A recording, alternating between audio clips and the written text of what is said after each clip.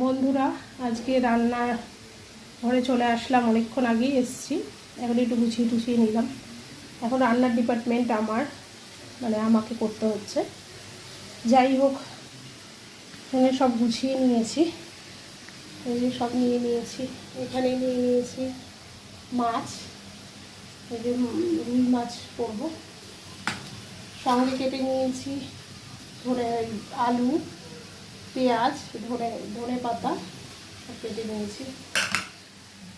আর এখন এখানে করছি সয়াবিন আলু দিয়ে তরকারি। এখানে সয়াবিন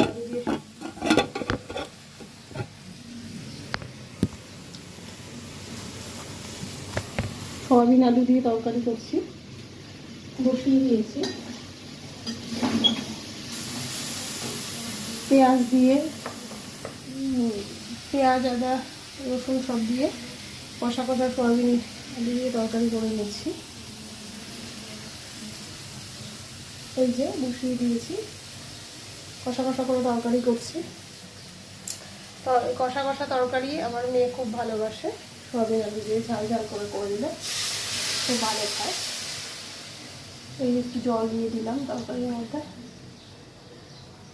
আপনারা এরকম কষা কষা করে সয়াবিন আলু তরকারি করেন নাকি বাড়িতে? আমরা খাই মাঝে মাঝে, কষা কষা করে এরকম করে তরকারি করি। এই যে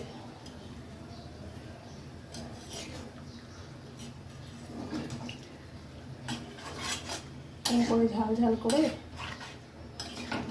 মাংসের মতো করে কষা কষা কষা করে করলে পরে আমার মেয়ে খুব ভালো খায়। সেই জন্য ওকে এরকমভাবে মাঝে মাঝে সয়াবিন আলু দিয়ে তরকারি করে দিই।